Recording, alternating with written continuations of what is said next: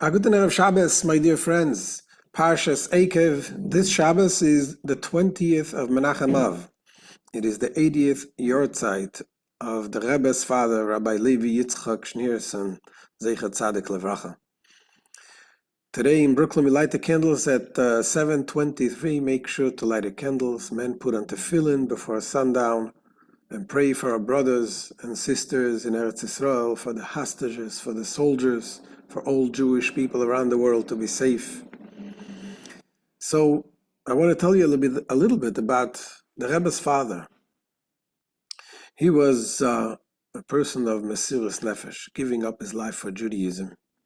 He was the rabbi in the city, a great city back then was called Yekaterinoslav, today called Dnipropetrovsk. And he stood there very firmly to keep Judaism, to keep the Torah, to raise the children, to do the mikvahs, every mitzvah.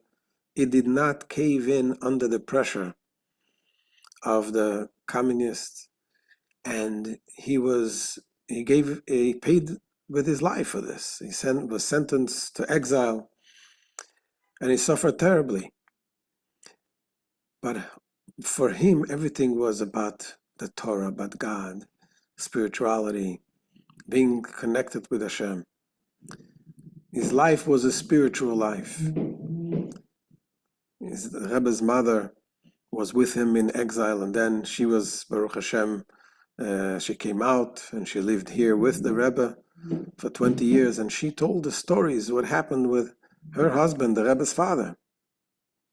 One of the stories I want to share with you, there was a time that they didn't have water to drink, literally. And at one point, someone came with a cup of water after a long time. They didn't have water. And their faces lit up. Bleivik, Rebbe's father, was so excited about it. Baruch Hashem, you have some water. He then took the water and he washed his hand, Nagelwasser. That was his excitement. What he cared for, what bothered him, is not so much not having to drink, is the fact that he was not able to wash his hands in the morning, the Nagelwasser. So obviously he is a person at a very high level, but in the same time, he instilled in us, in the people, that connection, that commitment to Torah, and especially to teach the children not to compromise, to be devoted to giving our children the truth, the Torah, educating them in the Torah way.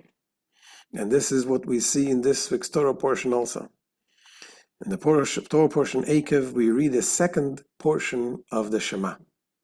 Last week we read the first portion, and this week we read V'haya im Shema, the second portion of the Shema. And there it says, V'limadetem oisam es b'neichem ledaber bam b'shivtecha b'beisecha u'belechtecha b'derech u'b'shachbecha u'v'komecha. You should teach them to your children, to speak in them when you sit down in your house, when you walk in the way, when you lie down, and when you get up. The simple understanding of this verse is that the portion of the Shema, we have a mitzvah to read it in the morning. When the Torah, we should learn wherever we go. In the mitzvah, the Shema we read in the morning, b'shachbecha u'bekomecha.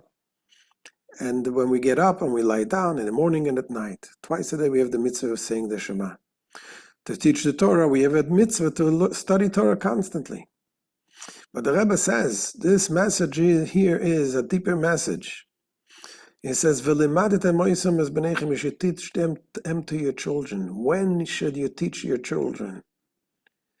Every moment of your life.